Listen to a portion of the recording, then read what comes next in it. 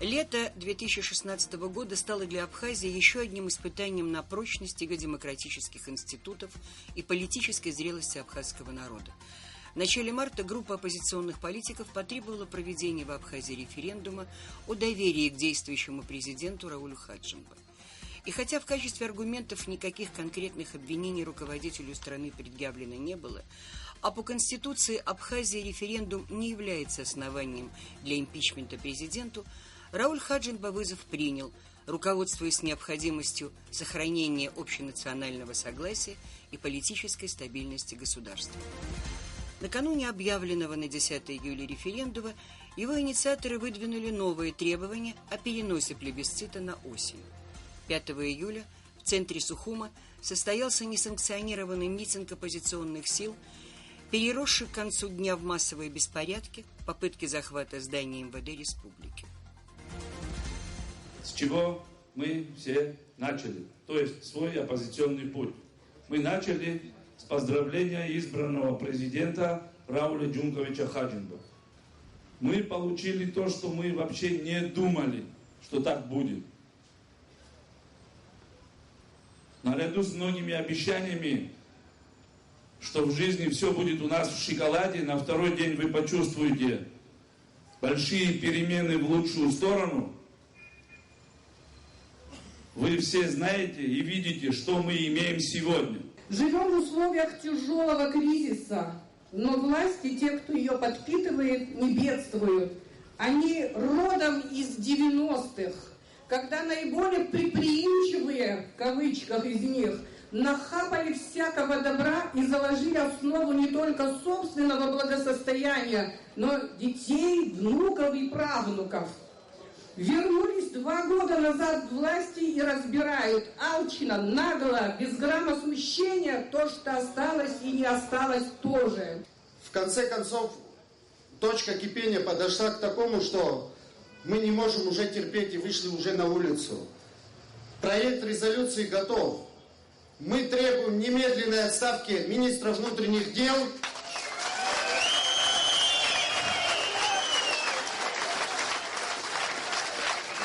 И прекращение всего этого беспредела. Если президент не примет такое решение, примет решение народ за него.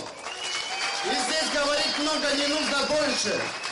Пора отправлять резолюцию к президенту и принимать решение. Проблема в том, что мы пренебрегаем нашими законами. Мы это сделали 27 мая 2014 года. И в нашей среде нашлись люди, которые проявили гуманизм, не пошли на обострение ситуации. И сегодня действующая власть в этом обвиняет бывшего президента. Дорогие друзья, дорогие граждане, я хочу, чтобы вы открыли свои глаза. Я хочу, чтобы мы разбудили сердца наших граждан, чтобы мы разбудили совесть. Неужели мы не видим, что у нас здесь происходит? Неужели мы не видим, что у нас здесь, в стране, наши пытаются пугать наши собратья? До такой степени их идеологически обработали. Куда это годится? В какие ворота это лезет? Пока разговаривал с ними, я так понял, что там какая-то часть людей пошла в сторону милиции. Ну, то есть практически их не интересует даже наше мнение пока, во всяком случае. Но я вас всех призываю к тому, чтобы надо выдержать всю эту ситуацию. Мы не должны поддаваться этим провокациям. У нас хватает там сил и средств для того, чтобы решить задачи, как это полагается. Просто ни в коем мере нельзя допускать каких-либо противостояний. Если я нарушать начну законы, а они меня призывают к тому, чтобы я соблюдал законы, то что тогда я за президент? Поэтому я... Еще раз говорю, никаких референдумов отменять не буду. Референдум назначен на 10 число, и он будет. Непосредственно митингующих у здания МВД было не так много, примерно около 50 человек. Количество людей существенно увеличивалось за счет зевак и сотрудников силовых ведомств. Примерно около 22 часов в толпе объявили о том, что ожидается ответ от президента с решением, принятым по поводу отставки министра внутренних дел.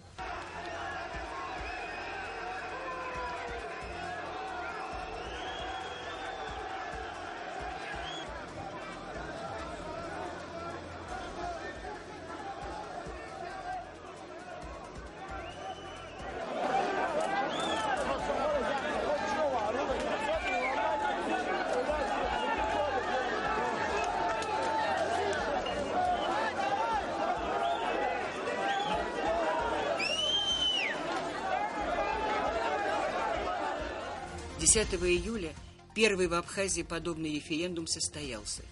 Среди 1628 проголосовавших только 750 человек поддержали идею проведения досрочных выборов президента. Всего 0,5% от общего числа имеющих право голосования. Центральная избирательная комиссия признала референдум несостоявшимся. В понедельник, 11 июля, президент Рауль Хаджинба так прокомментировал на брифинге итоги референдума. Вчера прошел референдум о досрочных выборах президента Абхазии, который официально был признан несостоявшимся. Явка показала, что поставленный в бюллетенях вопрос не был актуален для нашего общества. Утверждение о том, что низкая явка связана с бойкотом референдума, не соответствует в никакой мере той действительности, которая есть. Люди просто потеряли доверие к сторонникам и инициаторам его проведения. Наши граждане устали от всех этих противостояний. Какие уроки извлекла Абхазия из этих драматических июльских событий? Какие репутационные потери понесла республика в контексте безответственного политического популизма? Какие реальные проблемы решает сегодня молодое независимое государство Абхазия?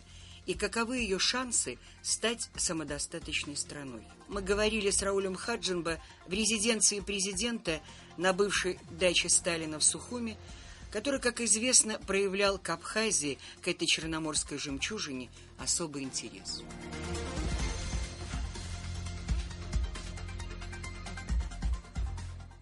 Но мы уже говорили как-то с вами по поводу вообще предыстории. Действительно, референдум – это требование оппозиции, которая считала возможным применить такой путь для достижения своих собственных целей. И исходя из той складывающейся ситуации в стране, дабы снять те сложные моменты, которые могли еще более быть достаточно непредсказуемыми, я пошел на то, чтобы этот референдум состоялся. Мы создали все возможные условия для того, чтобы люди могли бы прийти и выразить свое отношение к той постановке вопроса, которая была дана самой оппозиции. Я не сомневаюсь, ни оппозиции, ни самому народу этот референдум не нужен был. Это была возможность просто показать, проявить свои определенные отношения к самой власти, достичь каких-то необходимых для себя результатов, но, к счастью, всего этого не произошло. Народ еще раз продемонстрировал, что референдум в данной ситуации не нужен. На самом деле, через 2 года вашего пребывания на посту вдруг неким оппозиционным силам в Абхазии показалось, что вы не смогли сделать рай коммунистический в Абхазии. Да? И они потребовали отставки Рауля Хаджинба, который не создал там экспорта, как указывалось в этом, замещающих предприятий, не создал рабочие места. То есть не случилось у вас тут Англии, Америки или я не знаю чего. Понятно было, что это абсурдные, конечно, безусловно, такие пафосные, популистские заявления. Но вы пошли тогда, мы говорили с вами в предыдущем интервью, пошли на референдум для того, чтобы снять напряжение в обществе, не создать такое столкновение, да, потому что все-таки за ними какие-то силы были. Да? И в итоге все-таки это закончилось на самом деле серьезным противостоянием гражданским. Вы предугадывали такой сценарий?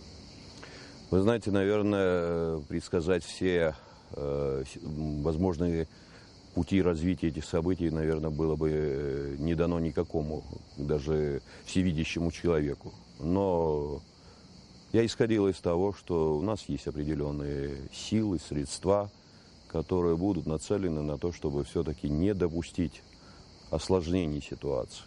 И все, что было сделано даже в момент, когда этот пик противостояния был достаточно серьезным, вот показательно для самой Абхазии, показательно для всего того мира, который нас окружает, что Абхазия не переходит этого рубежа. Мы, наверное, все-таки несем в себе внутри тот какой-то инструмент, который ограничивает нас, не допускает вот того противостояния, могущего перерасти в бойню, кровопролитие. И люди все равно, несмотря на то, что очень красочно преподнесли все это и в средствах массовой информации, я смотрел это, я видел это, не было такого, как это расписывают и в телевизионных вещаниях, и в газетных полосах. Да, люди толкались, да, были камни, были зажигательные смеси, но вот того, что могло бы допустить потом уже процесса необратимого, этого, к счастью, не имело места. Почему вы не использовали такие стандартные наборы для усмирения толпы, которые, собственно, в цивилизованных европейских странах используются? Ну, хочу еще раз отметить, мы небольшое общество, и мы Кавказ. Применять те стандарты, которые применяются, может быть, где-то в другом, даже и высоко цивилизованном обществе, у нас это неприменимо и неприемлемо.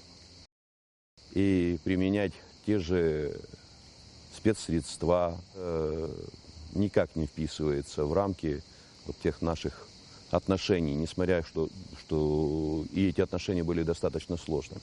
Для маленького абхазского общества такие приемы и методы недопустимы.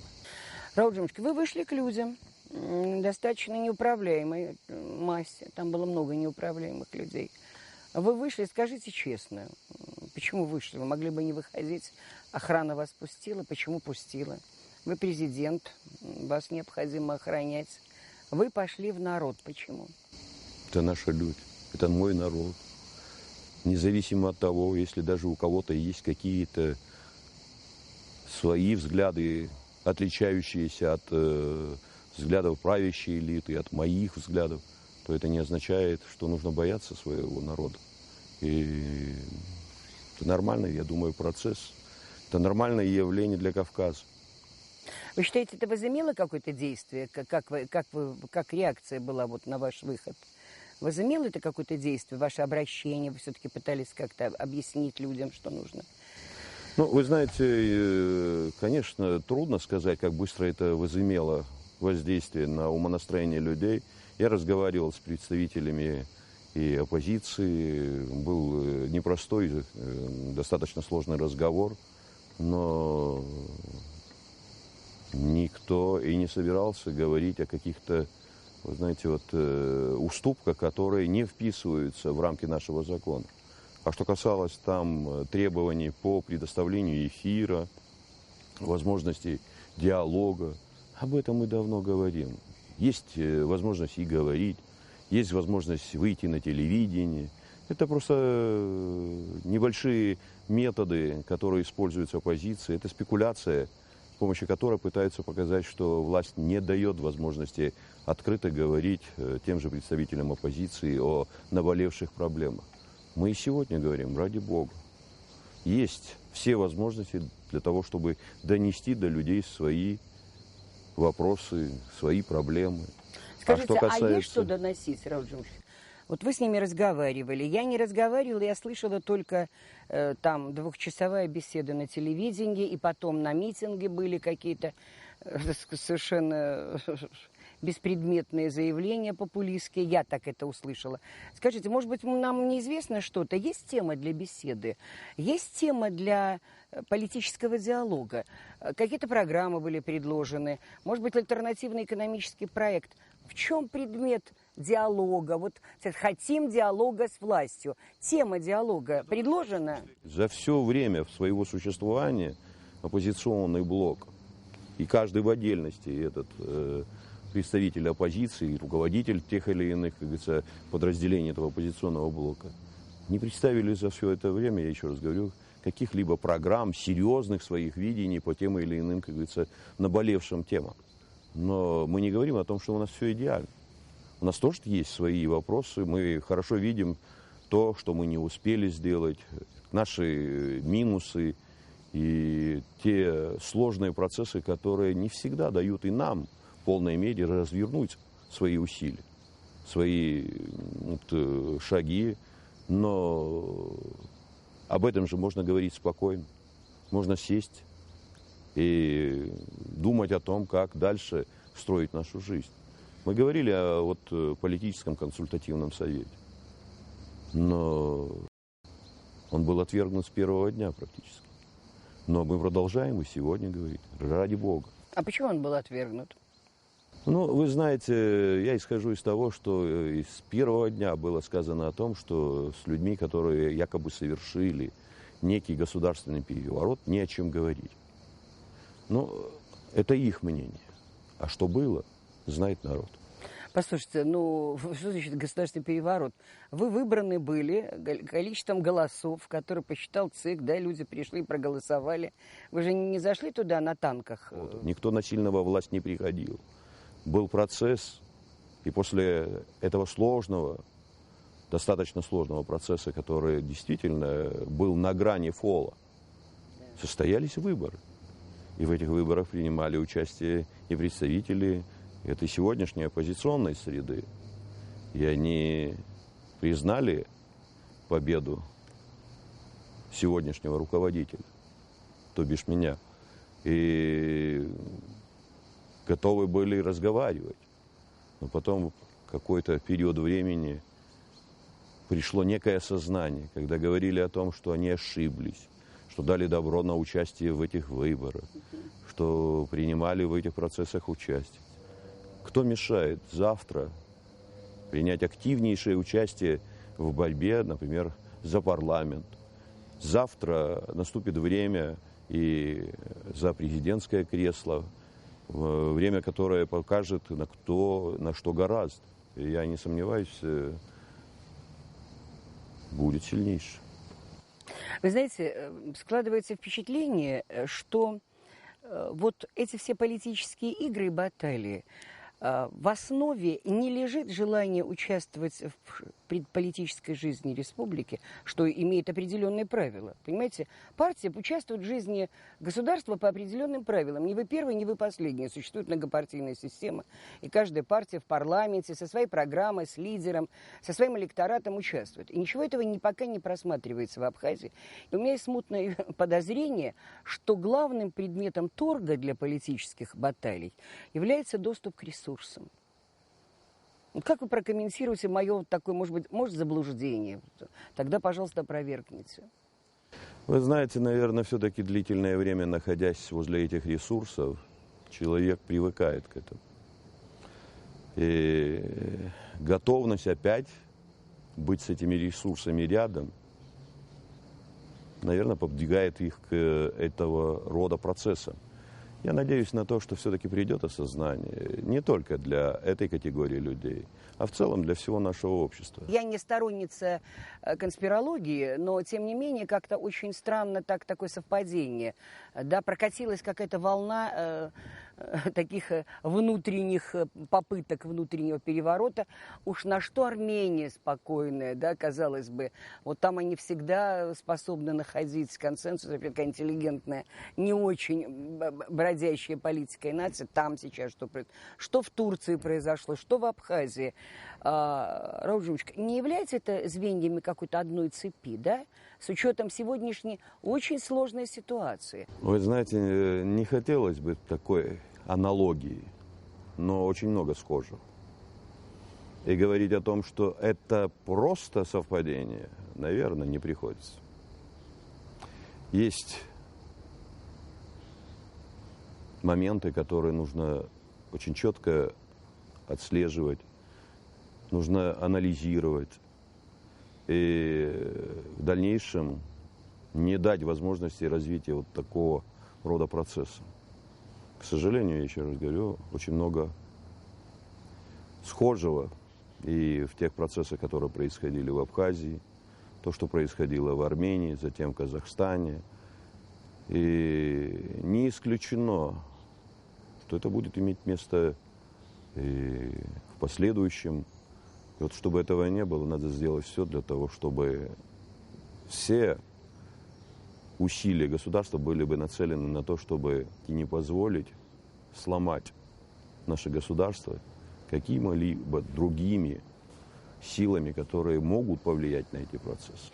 Ну, судя по тому, как сдержанно вы об этом говорите, как президент, я не требую от вас какой-то предельной откровенности. Я понимаю, что есть вещи, которые мы не можем озвучивать. Но скажите, квалификацию получили действия уже сегодня, вот оппозиция? Юридическая квалификация. На какой стадии сейчас вот оценка такая государственная того, что произошло? Или это так вот забудется, и мы по абхазским традициям скажем, ну это же наши люди, давайте же дружно, ребята. Вы знаете, по данным делам прокуратурой возбуждены уголовные дела. Я об этом говорил журналистам. В отношении кого? В отношении тех, кто организовывал все эти мероприятия. Они не единожды нарушили наши законодательные основы. В отношении тех, кто принимал активное участие в тех процессах, которые происходили перед зданием МВД.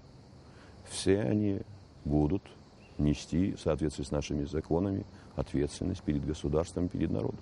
Никаких поблажек ни для кого не должно быть. Ну, это замечательно, если это произойдет, потому что на самом деле по объективным, так сказать, законам в любом другом государстве это будет квалифицироваться как раскол гражданского общества, да?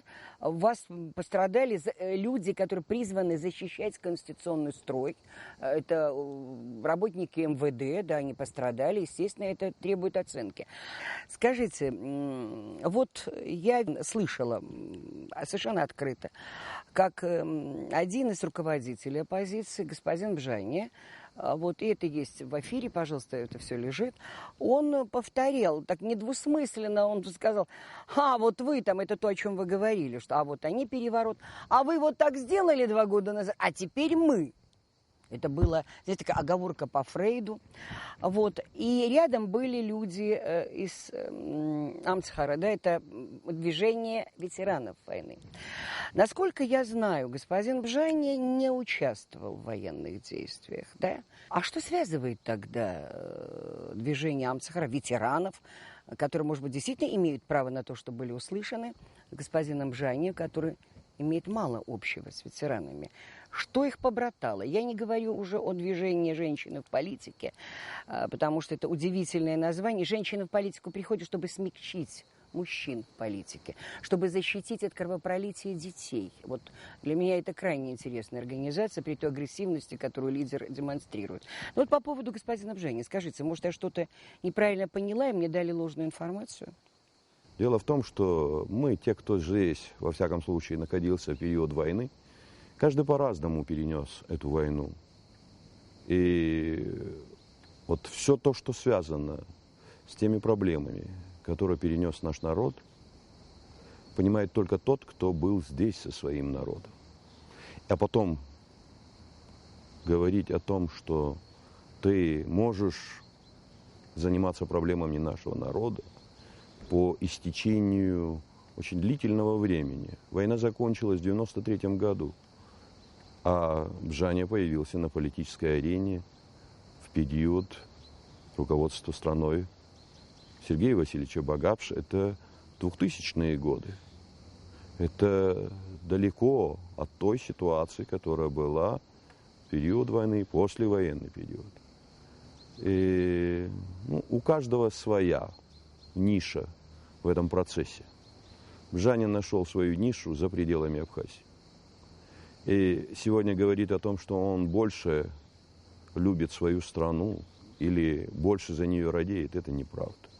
Те, кто любил, и те, кто действительно противостоял этому сложному процессу, погибали, выживали, но находились здесь, со своим народом. И все те разговоры о том, что он выполнял соответствующую миссию, я тоже выходец из этой же службы, я хорошо знаю, о какой миссии идет речь. Пусть это будет на его совести и на совести тех людей, которые говорят о его крутой деятельности за пределами Абхазии. Рауль Джумкович, значит, мы с вами нащупали еще некоторую особенность одной Абхазии, которая играет по своим внутренним правилам. вы все-таки сдержаны вот такой отпоре оппозиции по части сбора компроматов, вбрасывания этого компромата в публичную сферу, дезавуирования человека, потому что есть чем, так сказать, его дезавуировать. Значит, вы щадите все-таки даже своих оппонентов. Вы знаете, дело не в том, что мы кого-то щадим или кого-то, как говорится, хотим приподнять или кого-то куда-то спустить. Не знаю. Во всяком случае, это в моих правилах. Это правила моей игры. Я хочу быть честным по отношению к людям. Я скажу то, что я думаю, лучше уже во всяком случае перед тем, кто это заслужил, чем это говорить за спиной. И я это делал и буду делать завтра, послезавтра, во всяком случае, на тот период времени, сколько мне отпущено Всевышним. Ну, очень хочется, чтобы вы вошли в историю неким реформатором-президентом, потому что Абхазия крайне нуждается вот в стабилизации всех институтов и правил игры. Скажите, все-таки возможно ли ограничить каким-то образом законодательно разрастающееся появление, я знаю, что на подходе регистрации еще 2 движений и партий, точно знаю. Как можно ограничить их разрастание такое грибное? Все это сейчас связано с предстоящими парламентскими выборами. Как только все это закончится, все рассядутся по своим местам, все забудут о тех общественных, политических каких-то движениях, откуда они вышли, зачем они их создавали. И все это просто все уляжется. Какие бы вы сегодня выделили вот партии, которые имеют действительно ту платформу, возможную для дискуссии, возможную для участия? Вы же не будете в этот конституционный совет сажать всех, кто сегодня себя обозначил рога и копыта политические, да? Есть ли сегодня в Абхазии такие несколько, 2, 3, 4 партии, которые альтернативные некие проекты имеют и готовы к дискуссии? И вы с ними готовы к дискуссии? Вы знаете, к сожалению, говорить об альтернативности не приходится. Мы все как братья-близнецы. У всех фактически одно видение, одни задачи, одни цели. Но я все время пытаюсь донести до всех. Цель-то одна, а вот пути достижения цели могут быть разными. Все-таки нам нужна тишина. Мы должны научиться друг друга слышать, мы должны научиться говорить. И другого выхода у нас просто нет. Вы знаете, Рауль Джимович, я вот что вам хочу сказать.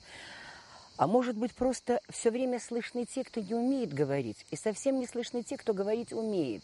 Слышен вот этот стрекот цикад все время, понимаете? Они всегда громкие очень. Может быть, перезагрузку сделать публичного пространства и дать, наконец, Абхазии услышать свою собственную душу, свои голоса?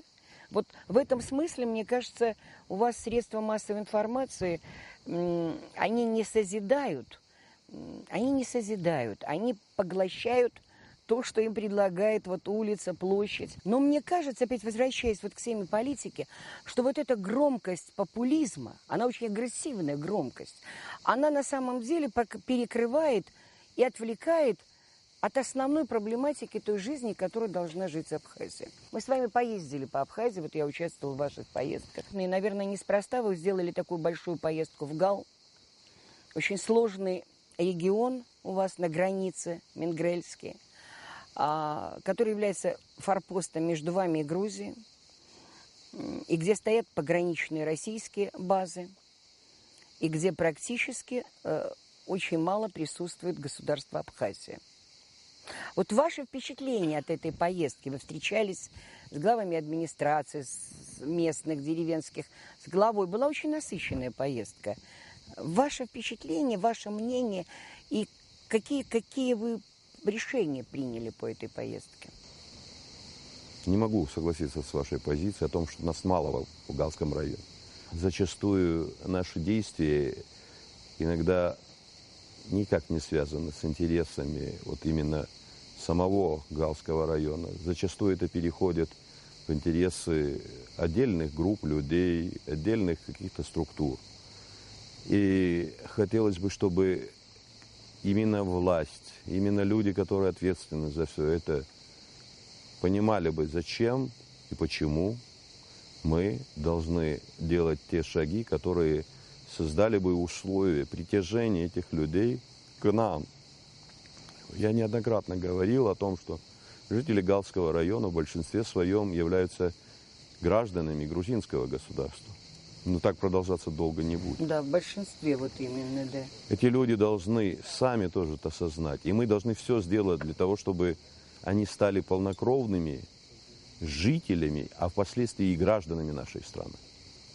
Мы должны создать все условия, необходимые для того, чтобы эти люди притянулись бы к тем процессам, которые мы организовываем. Вот я об этом и спрашиваю. Мы должны. Как? Какая-то программа будет? Вот адаптация, да, идет соответствующая интеграция. работа и по вопросам экономического становления этого района.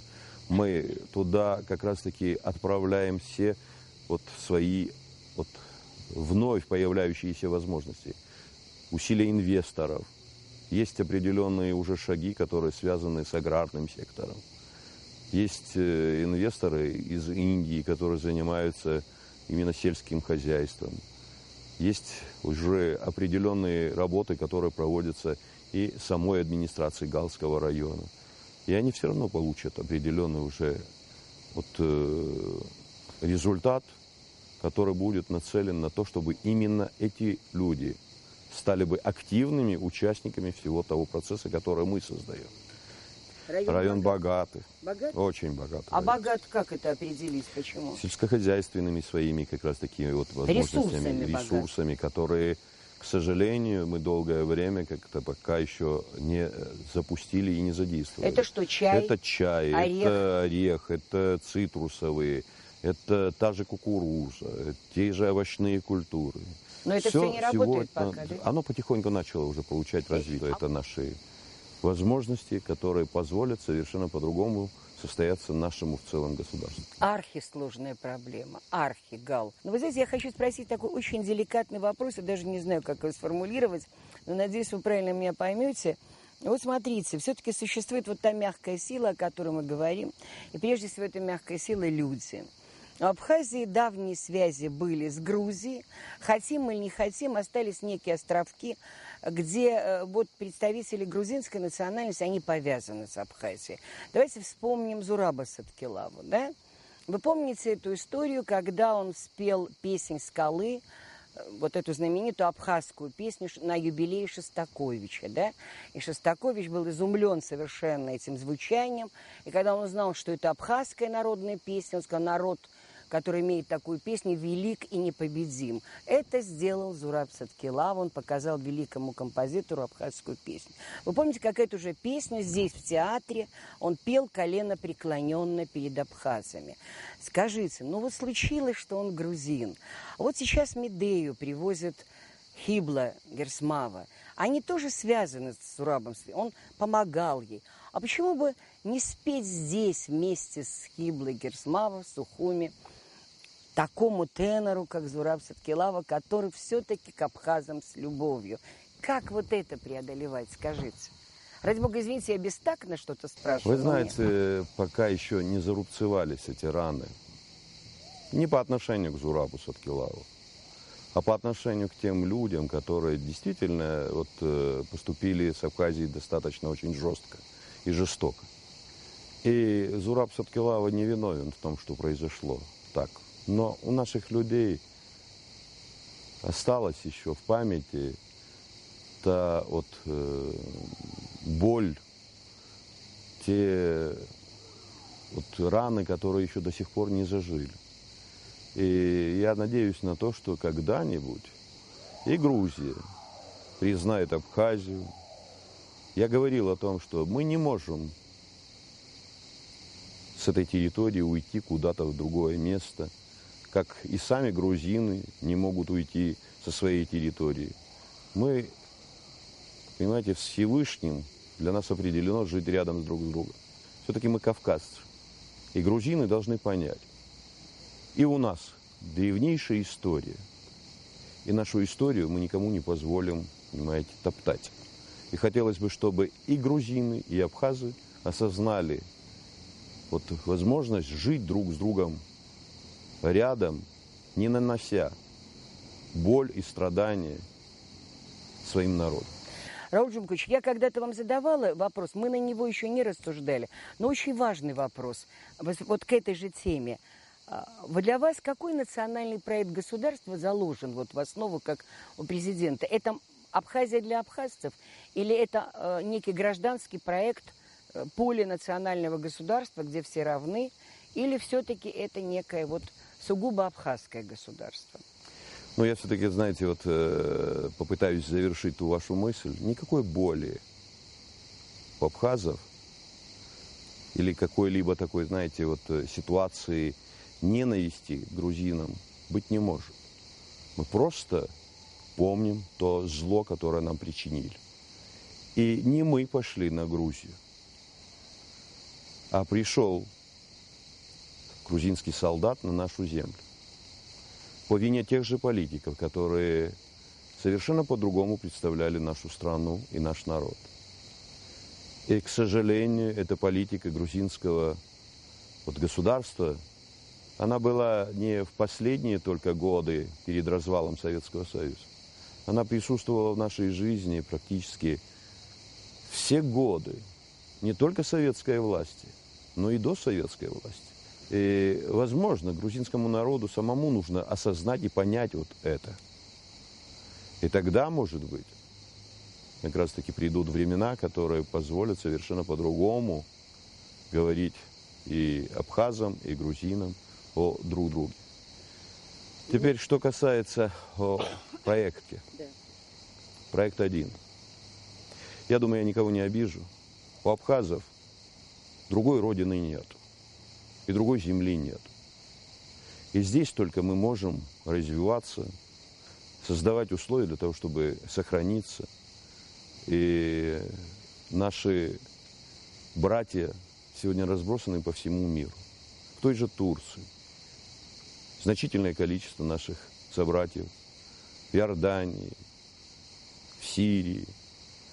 Но здесь наша Родина. И здесь мы должны развиваться. Но мы никому не мешали и не мешаем и сегодня жить в нормальном цивилизованном обществе вместе с нами. В Абхазии всегда присутствовали люди разных национальностей. Не просто присутствовали, а жили с нами одними проблемами, теми же сложными процессами. Это эстонцы, это армяне, русские, грузины, многие другие народности, которые живут и по сей день на территории нашей страны. Но я еще раз хочу заметить, у каждого из этих народов есть свои государства. Мы никому не предлагаем ехать туда. Мы, наоборот, горды тем, что с нами живут эти люди. Но и они все понимать должны, что у нас нет другой родины, кроме самой Апсны.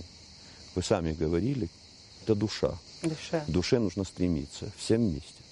Уникальное И тогда название. осознание этой души приведет к тому, что мы все в едином таком порыве, стремлении к тому, чтобы сохраниться, сумеем воссоздать это абхазское государство, построить страну души не только для абхазов, но и для всех тех, кто здесь живет и кто ее любит. Мы с вами разговаривали о возможности, мы говорили с вами о возможной площадке вот на территории Абхазии такого международного цивилизационного форума, да? И вы тогда высказали мысль: Абхазия – это мост. Он так сложен Всевышним, мост между Азией и Европой, Востоком и Западом, да, по которому прошли все цивилизации, все народы, многих из которых уже нет, а Абхазия жива. Более того, Абхазия исторически связывается с Италией, римляне, с Византией, да, персы, арабы. Мне кажется, Абхазию, когда ее Всевышний называл Апсуа, он закладывал ей маршрут. И вы сбились, мне кажется, с этого маршрута. И я, как культуролог, просто переходя с политического языка на этот, я очень хочу, чтобы вы в качестве президента вышли на эту дорогу. И вы как-то приняли сразу этот проект и очень правильно сказали: да, мы мост. И мы будем на этом мосту собирать цивилизации. Это замечательная идея. Вот вы в ближайшее время, когда вы мыслите этот проект, как? И участники, идея, концепция, вот об этом. Я как бы внутренне подхватил эту идею и меня эта идея сподвигла к тому, чтобы именно здесь, в Абхазии, вот объединить те усилия, которые будут нацелены на то, чтобы был бы понят Кавказ, Россия, Ближний Восток. И вот это понимание пришло бы именно на нашей территории. Чтобы мы могли здесь говорить о необходимости вот нормальной, цивилизованной, вот, пусть это будет дискуссионной борьбы, но не выходящей за рамки вот этих жестких противостояний. Я не сомневаюсь, что это у нас получится. И хотелось бы это донести и до многих руководителей Северного Кавказа, до руководства России, что это будет возможным, что это необходимо сделать здесь, именно вот на территории Абхазии. Я не сомневаюсь, что нас в этом вопросе многие поддержат.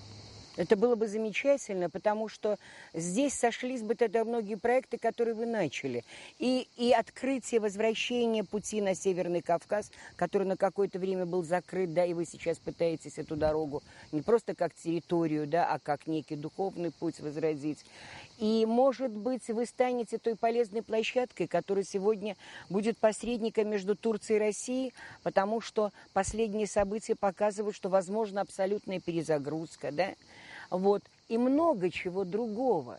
И кто его знает, может быть, здесь соберется не только Северный Кавказ, но и Большой Кавказ. Вот. И тогда, наверное, Рауль Жумакович, то, о чем мы с вами говорили до этого, вот эта вот мышиная возня, которая, я еще раз повторяю в конце нашей беседы, которая с политических конкурирующих платформ, что является нормально для цивилизованного мира, превращается просто в грызню за доступ к ресурсам, а это имеет уже совершенно другое название. Ну, я еще раз, возвращаясь к этой теме, хочу сказать, вот, я думаю, буду, наверное, все-таки услышан.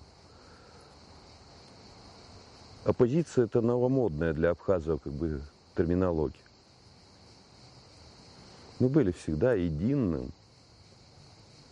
И при той сложности, которая была на пути становления абхазского государства и вот сложного пути абхазского народа, мы все-таки сумели пройти через все эти глубинные процессы, имевшие место в нашей истории, будучи небольшим народом. То есть стержень народа, который позволил нам сохраниться. И я надеюсь на то, что будет это системная, несистемная позиция. Самое главное, что они абхазы. Это люди, которым нужно понять, и нам нужно понять, что мы друг без друга жить не сможем. Нас и так мало. Но нужно понимать, и очень важно понимать, вседозволенность не приведет ни к чему хорошему. Пора понять, что есть законы, и законы написаны нами же. И независимо от того, кто бы ни был бы главой государства, нужно понимать, что руководители приходят и уходят, а народ остается. Рауль Жумакович, чтобы народ оставался, нужна дееспособная рабочая команда. Появление Владислава Григорьевича с теми людьми, которые были рядом с ним, создали вот условия и возможности для того, чтобы Абхазия возродилась. Понимаю, что нужны люди, которые будут вместе все делать эту работу. Но пока вот к сожалению, вот деление на эти команды будет присутствовать в нашей жизни, всегда будет сложность воссоздания этого государства. Поэтому я говорю, должна быть одна целая группа людей вместе со своим народом, готовых изменить положение дел в этой стране. Дай Бог, чтобы получилось. Народ талантлив, есть богатейшая земля, есть просто безудержная любовь и патриотизм у абхазов особая. Так что у вас все получится. Спасибо. Спасибо. Удачи вам. И вам спасибо.